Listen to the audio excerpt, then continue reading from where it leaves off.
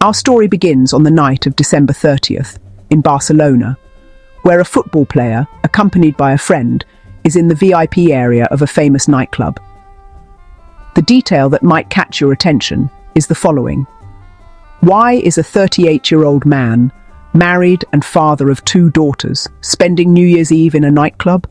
But for those who know we are talking about Dani Alves, it might not be that surprising, given that he has never been known for his intelligence, and consequently, this is the kind of behavior expected from him.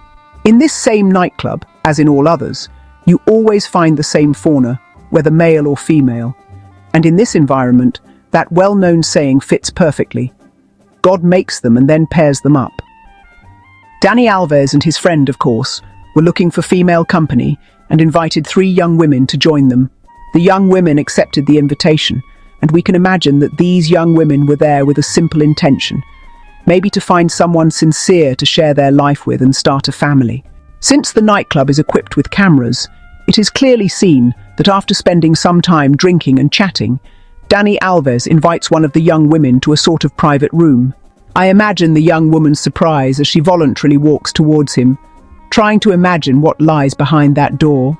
And although we know today that the young woman regularly attends parties, we must believe that she could never have imagined Dani Alves' intentions at that moment. With no cameras in this private area, what happened inside has given rise to 2 very different versions, and I, personally, can believe both. But justice must base its conclusions on concrete evidence. The young woman's version is that upon entering the private area, Dani Alves forcefully took her to the bathroom, where he touched her, and she resisted performing oral sex on him, and that he ultimately penetrated her vaginally. The young woman, who never imagined this could happen to her while frequenting nightclubs in the middle of the night, came out traumatized and saying that she had changed her mind at the last moment, and that Dani Alves did not respect the sacred principle of no means no, and violated her. Dani Alves is then brought to court, where he claims not to know the young woman, worried about what his wife might think. In the end, he admits to being with the young woman, and, in his version, claims that the sexual encounter between them was consensual and enjoyable. But the provincial court convicts him, based mainly on the firmness with which the complainant presents her version in court. Thus, the court establishes as a principle of conviction that consent must be given not only for the sexual act as a whole, but for each specific practice that one wishes to carry out. It was only missing to say that the ideal would be to authenticate it by a notary before each act. The story reaches its climax when, after 14 months in prison, Dani Alves' lawyer, Inés Guardiola, manages to have the case reviewed by the Supreme Court of Catalonia and to obtain a very different sentence, acquitting Dani Alves, mainly due to the misconduct of the provincial court.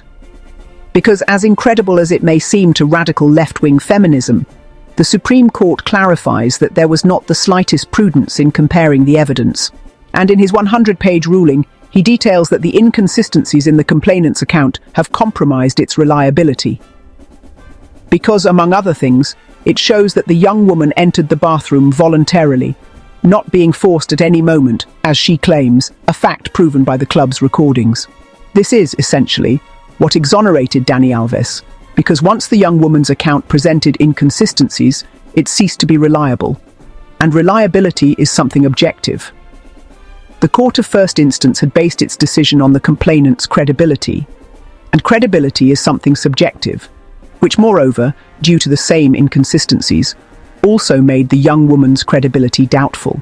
The acquittal verdict, pronounced by 3 female judges and 1 male judge, explains all this well, but in short, it could be summarized by saying that, during the first trial, the defendant's rights were violated, ignoring the principle of the presumption of innocence, which is the cornerstone of all Western law.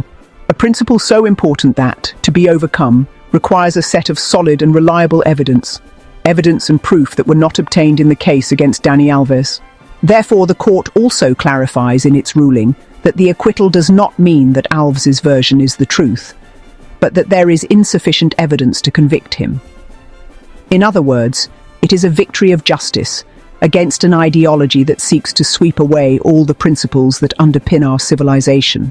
A clear example of this is the statements by the Vice President of the Spanish government, Maria Jesus Monteiro, who, in her feminist hysteria, claims that any statement by a woman against a man should always be superior to the legal principle of the presumption of innocence.